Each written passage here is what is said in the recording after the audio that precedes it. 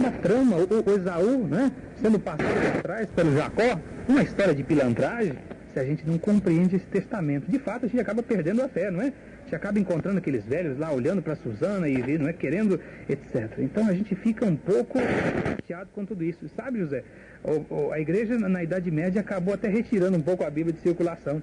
E acabou fazendo um resumo, tirando todas essas passagens um pouco escabrosas, né? Para que o povo não se escandalizasse com tudo isso. Mas tudo isso, todo esse escândalo, por quê? Porque não se percebe que o Antigo Testamento é o início da experiência. E nós percebemos que é o início porque a preocupação do homem bíblico é de melhorar a sua vida, é de melhorar a sua caridade, é de melhorar o seu jeito, de melhorar a sua vivência. E nós vamos encontrar depois os profetas criticando profundamente algumas coisas que estavam erradas. Tinha uma concepção seguinte, não é? Que, por exemplo, que doente fosse, o doente e o pobre fosse fruto do pecado, não é? Quem era o pobre e o doente? Era quem pecava, não é? Quem pecava, então, Deus castigava através da doença e da pobreza. Veja que jeito errado de perceber a pobreza, não é? De perceber a doença. E às vezes, né, quando acontecia alguma coisa de mal para alguém, é porque o seu pai ou seu avô pecou. Se ele não tinha pecado, era seu pai ou seu avô. Então Ezequiel vai dizer uma coisa: os pais comem a uva e vai embotar o dente dos filhos. Por que isso? Né? Então existe dentro do próprio povo de Israel já um questionamento de muitas coisas que não estava certa. O nosso amigo o Jó, ele vai questionar profundamente, não é? Toda essa história de Deus que distribui a fé com riqueza, com glória e com poder. Que negócio é esse?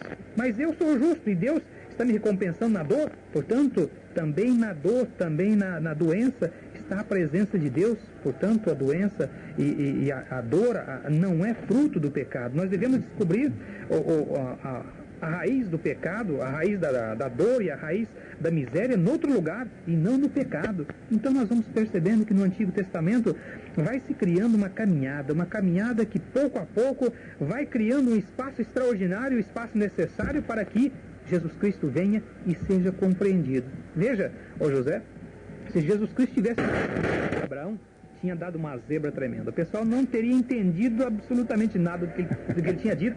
Foi preciso a caminhada teológica de tanto tempo, de reflexão, de cabeçada, para que o povo fosse se abrindo para preparar esta vinda de Jesus Cristo, para que ele pudesse injetar o seu evangelho, para injetar essa nova lei, para que ele pudesse compreender o significado da presença do Filho do Homem na Terra. Não é, Lúcio? Agora, é verdade, essa dificuldade do José Rosa da Silva, interessante, é uma dificuldade que não é só sua não, viu, José? Muita gente fala isso. E eu vou lhe dizer, eu mesmo tive épocas da minha vida em que eu achava o Antigo Testamento uma espécie de labirinto. Eu não sabia por onde começava e por onde acabava. Na realidade, eu acho que o Padre Ivan deu a pista principal, a chave para a gente entender isso daí. Daqui uns instantezinhos, uns minutinhos, nós atenderemos os que ainda estão com as suas perguntas. Segura lá um pouquinho a linha, logo a gente volta.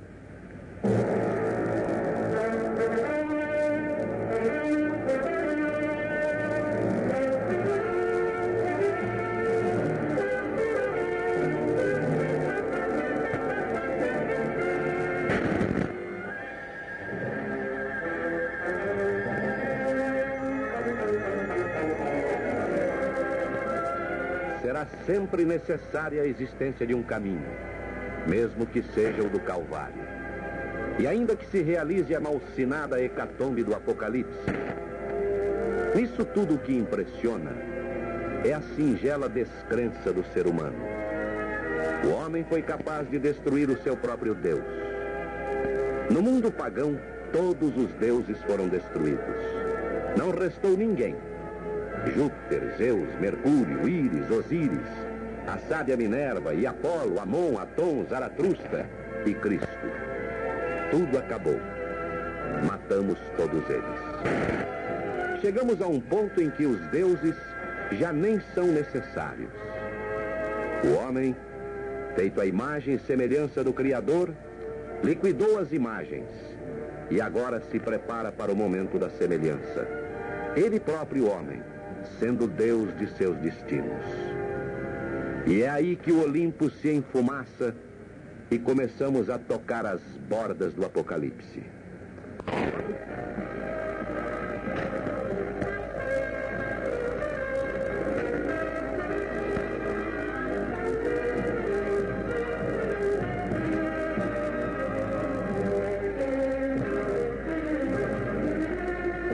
Meu nome é Marcondes, sou do Interlagos.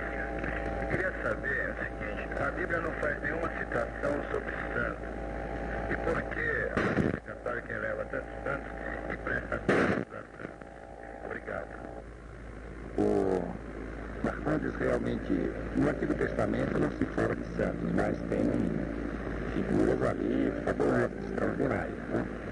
E no Novo Testamento também, creio que ainda não havia tanto tempo do cristianismo para se falar de santos como nós falamos hoje. Embora São Paulo Evangelho chama todo mundo de santo, e São Paulo diz, vocês são ligados para minha país, né? São os santos que estão, né? A gente até se consola com isso, né? Ao menos tem um que chama de santo. Mas, porque o santo, o Marcondes, santo é a pessoa que nos mostra que é possível viver a mensagem do Evangelho. É isso. Santo não é aquele que fez coisas extraordinárias. Agora, a igreja coloca alguns desses que mostraram como foi possível viver algum aspecto do Evangelho de maneira especial, colocou como modelos e como incentivo para nós. Olha, se ele conseguiu ou se ela conseguiu, nós outros também podemos conseguir. Então, o santo não é para ser alguém fora do comum da igreja. A gente tem essa ideia de que o santo é alguém fora do comum. É alguém que conseguiu viver o Evangelho de Jesus. Não digo todos os aspectos do Evangelho em toda a imensidade. São Francisco, a pobreza, assim por diante.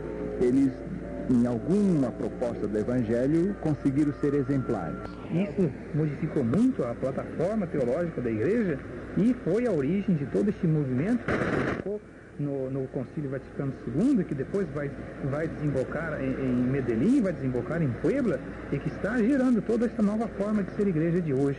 Então veja que a santidade, às vezes, nós a resumimos aos nossos muros, né, às nossas grades, à nossa fé, às nossas coisas, e nos esquecemos de fazer aquela leitura universal dos homens. Aliás, depois de João 23, todos os documentos da igreja não mais foram dirigidos somente à igreja, foram dirigidos à igreja e a todos os homens de boa vontade. Eis a grande descoberta, que Deus não está presente somente naquele núcleo que faz a experiência de sentido teológico da história, mas está presente também nos homens de boa vontade que vão lutando pela vida de Deus, mesmo que não optem pelo Deus da vida. E essa postura é uma postura profundamente pascal. Nós estamos na véspera da Páscoa já quase. É uma postura profundamente pascal. Não. Estamos apresentando o Sermão da Paixão segundo a Jovem Pan. Há 19 anos. Esta é uma programação tradicional da cidade na Sexta-feira Santa.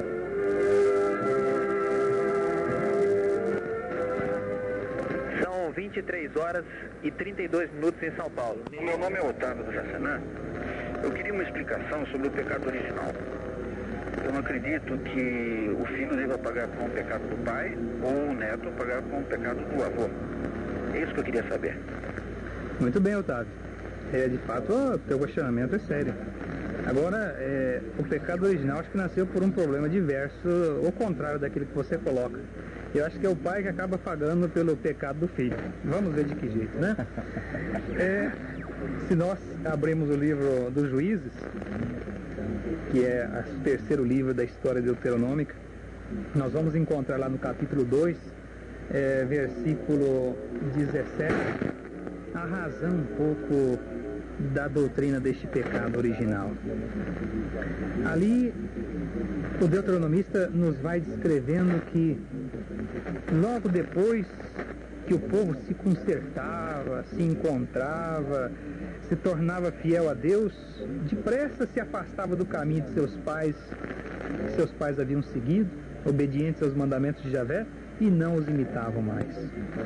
Depois Deus suscitava de novo um carismático, de novo um líder da comunidade que os fazia voltar à sua vida, que os libertava de seus inimigos e, enfim, o povo de novo reconquistava, se comovia, né? E de novo reconquistava a sua fé. Mas logo morria o juiz e reincindiam e se tornavam piores do que seus pais. Seguia de novo os outros deuses, serviam-nos e prostravam-se diante deles, etc, etc.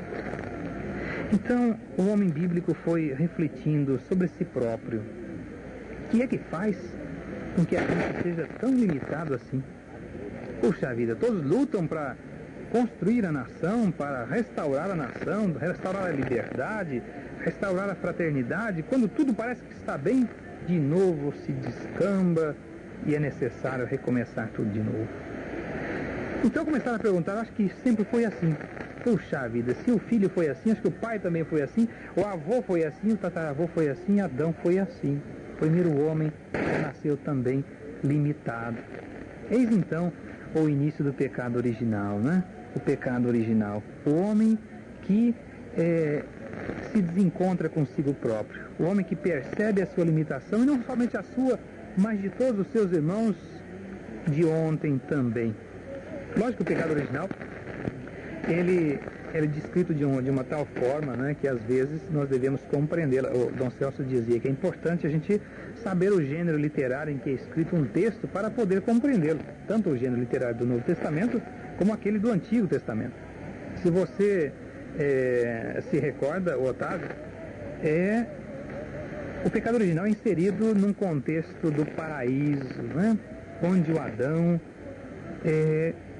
o Adão peca através da Eva, que lhe oferece uma maçã, né? etc. E lá está então a árvore da vida, que era proibido comer dela, o homem acaba comendo deste fruto e acaba pecando, e daí parece que nasce a teoria, né, a doutrina do pecado original. Mas nós vamos compreender que também este pecado inicial, ele é um pouco histórico, né? Veja quem é que tentou a Eva, né? Aqui, tentou a Eva, geralmente, se fosse tentar diretamente o homem, né? Talvez ele não caísse no conto de fadas, mas como a mulher falou, o homem atendeu, né? Tem muita gente que pensa que o homem é machista, em vez ele atende muito a mulher, não é verdade?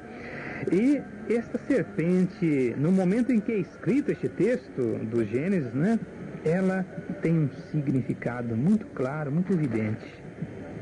A serpente simboliza o governo do Egito e simboliza também, de outra parte, a Canaã. Eis, a árvore da vida, que é o sentido da existência do homem, né? Israel vai ser tentado a encontrar este sentido, não numa sociedade nova, numa sociedade fraterna, mas no poder político que lhe encontrava como modelo no Egito. Então, Deus disse através de Abraão, através das promessas, que Israel seria um grande povo. E Israel, através dos seus reis, começam a espelhar-se no Egito para ser este grande povo. Um povo com grande exército, com carros e cavalos e espadas bem afiadas. A outra serpente é Canaã, com o seu culto vazio. O culto aos deuses, né, reduzido simplesmente a uma prática cultural ligada ao templo, né, uma religiosidade sem moral, sem ética. Uma coisa é a religião, outra coisa é a vida. E pior de tudo ainda, né, uma religião ligada muito ao culto da fertilidade, etc, etc. Então veja que o próprio pecado, o pecado original, ele é compreendido numa situação concreta de erro. Agora eu só gostaria de colocar uma coisinha antes de tudo, alguma coisa sobre este pecado no seu sentido original. O verbo pecar, a palavra pecado, vem do hebraico rata. Nós temos uma palavra parecida em português, né, que é dar rata. Mas rata significa errar o alvo. O flecheiro que atira a flecha e erra o alvo da sua flecha. Então ela sai fora do centro do alvo, ele errou o alvo. Então, se utiliza o verbo ratar, que é o verbo pecar. O que significa, então, este pecado, não é? É errar o sentido da vida. É o homem que pratica atos que estão fora do sentido da vida, que no lugar de construir a vida, destrói a vida, que no lugar de trazer a fraternidade, traz o ódio, traz a guerra, traz a violência. Então, o pecado, quando o homem pecou, quando ele começou a criar o desastre dentro da história, quando ele começou a criar a guerra, quando ele começou a utilizar o poder não para servir, como diz o texto bíblico, todo poder vem de Deus, né? Não para servir, mas para oprimir. Quando o homem rompeu com aquilo que era o seu projeto, de criar uma sociedade nova, diferente daquela do Egito, onde não houvesse opressão, onde não se roubasse, onde não se utilizasse o nome de Deus em vão para oprimir o povo, onde fosse respeitado o direito dos outros, a mulher dos outros, os bens dos outros, enfim, eis então o grande sentido inicial bíblico do verbo pecar. É a rata, o homem que dá uma rata. De fato, hoje, até que dá sentido a palavra portuguesa para isso, não é? O homem que dá uma rata naquilo que deve ser o seu papel, aquilo que deve ser o seu empenho, a sua responsabilidade. Não sei. Isso na vida da pessoa, individualmente, vai acontecendo naquilo.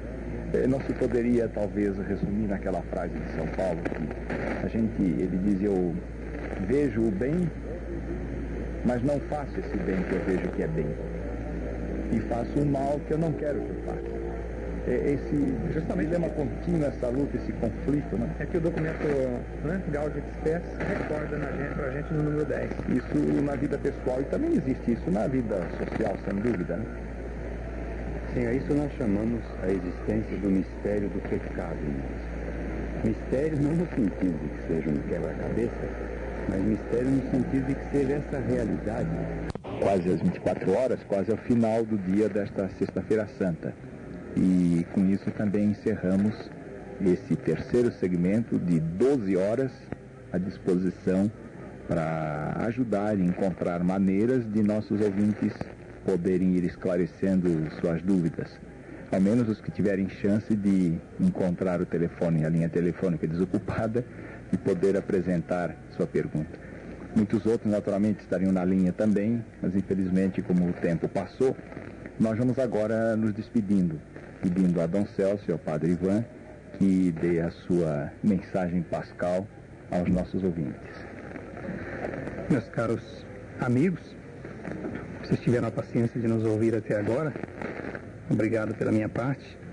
Vou poder compartilhar com vocês um pouco da nossa caminhada, um pouco da nossa experiência. Gostaria de dizer a vocês que Jesus, né, oferece a sua vida por nós gratuitamente. Estamos celebrando este grande mistério nesses dias, para que também nós saibamos partilhar com alegria a vida de nossos irmãos, para que juntos possamos formar uma sociedade nova, um Brasil novo, uma São Paulo nova, onde deixe de existir o egoísmo de ter aquilo que deve pertencer a todos, onde deixe de existir o ódio que separa as pessoas e destrói a verdadeira paz, e onde se manifeste a igualdade com que Deus marcou os seus filhos. É este também o projeto de Jesus, e é este o meu desejo para todos vocês, para todos nós. Uma boa noite a todos, uma boa e santa Páscoa a todos. Meus amigos, vocês nos perguntaram tantas coisas, e eu não gostaria de guardar a impressão, e de nem ter dado a impressão, de que nós somos aqui sábios e mestres, que sabem tudo e vocês não sabem nada. Não, a busca da verdade se faz nesse diálogo. Na medida em que a gente tentava responder a vocês, encontrar uma resposta para vocês, a gente ia encontrando perguntas para nós mesmos e às vezes começo de respostas que a gente até hoje não havia encontrado. A busca da verdade da fé, a busca da compreensão do Evangelho é como a ressurreição. Nós já temos a verdade do Evangelho, mas não a temos inteira ainda. Nós já começamos a ressuscitar. O Cristo ressuscitado já nos deu a vida, mas nós não a temos ainda em plenitude. Nós deixamos o coração aberto para que o Espírito do ressuscitado nos leve à verdade e à vida plena. Uma boa Páscoa para todos vocês. E nós aproveitamos a oportunidade para agradecer à Jovem Pan, parabenizar a Jovem Pan pelos 19 anos do Sermão da Paixão. pela oportunidade que isso traz para ajudar mais ainda o povo na reflexão. E o povo, refletindo sobre Jesus Cristo, a paixão e a ressurreição, vai encontrando caminhos novos para o ideal da fraternidade. É como irmãos que nós nos saudamos, e nesse espírito de fraternidade é que desejo a vocês todos, a nós todos, a feliz Páscoa na paz do Cristo ressuscitado. Boa noite.